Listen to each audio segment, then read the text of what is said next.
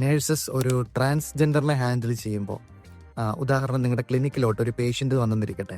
അപ്പോൾ നിങ്ങൾ ആ പേഷ്യൻറ്റിനെ ഒന്ന് നോക്കിയതിന് ശേഷം വളരെ പൊളൈറ്റായിട്ട് മാം പ്ലീസ് കമ്മിൻ എന്ന് നിങ്ങൾ പറയുന്നു. അപ്പോൾ ആദ്യം ആ പേഷ്യൻ്റ് നിങ്ങളുടെ അടുത്തോട്ട് വരുന്നില്ല. ഒന്ന് നിന്നതിന് ശേഷം ഒരു ഭയത്തോടു കൂടെ അല്ലെങ്കിൽ അല്പം ചമ്മലോടുകൂടെ നിങ്ങളുടെ അടുത്തേക്ക് വന്നിട്ട് പറയുകയാണ് that's not who I am, അത് ഞാനല്ല എന്ന് പറഞ്ഞെന്നിരിക്കട്ടെ. കാരണം നിങ്ങളുടെ മുന്നിലുള്ളത് ഒരു ട്രാൻസ്ജെൻഡർ ആയിരിക്കാം. ആ വ്യക്തി സ്വയം ഐഡൻറ്റിഫൈ ചെയ്യുന്നത് ഹി ഹിമെന്നോ ദേ ദമെന്നോ ആയിരിക്കാം. അപ്പോൾ ഇങ്ങനെയുള്ളൊരു സാഹചര്യത്തിൽ അവരെ റെസ്പെക്റ്റ്ഫുള്ളി ഹാൻഡിൽ ചെയ്യുക എന്നുള്ളത് വളരെ ഇമ്പോർട്ടൻ്റ് ആണ്. നിങ്ങൾക്ക് വളരെ പൊളൈറ്റായിട്ട് അവരോട് what pronouns do you use അല്ലെങ്കിൽ what would you like as to address you എന്നൊക്കെ നിങ്ങൾക്ക് വളരെ ശാന്തമായിട്ട് അവരോട് ചോദിച്ച് അതിനുശേഷം ഫർദർ റെസ്പോൺസിലേക്ക് പോവാം. അപ്പോൾ ട്രാൻസ്ജെൻഡർ പ്രൊനൗൺസ് നിങ്ങൾ നിർബന്ധമായിട്ടും അറിഞ്ഞിരിക്കേണ്ട ഒരു ടോപ്പിക്കാണ്. ഇതിൽ നിന്ന് NCLEX ആറിൽ സ്ഥിരമായിട്ട് ക്വസ്റ്റ്യൻസ് ചോദിക്കാറുണ്ട്. ഈ ഒരു സാഹചര്യത്തിൽ നമ്മുടെ വ്യക്തിപരമായ വിശ്വാസങ്ങളോ കാഴ്ചപ്പാടുകൾക്കോ അല്ല പ്രസക്തി.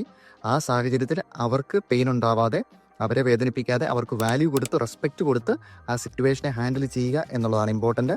ഇങ്ങനെയുള്ള ചോദ്യങ്ങൾ നിങ്ങൾ തീർച്ചയായിട്ടും പ്രതീക്ഷിച്ചിരിക്കണം. അതിനുള്ള ആൻസറുകളും വളരെ വ്യക്തമായിട്ട് കൊടുക്കാൻ നിങ്ങൾക്ക് സാധിച്ചിരിക്കണം. താങ്ക്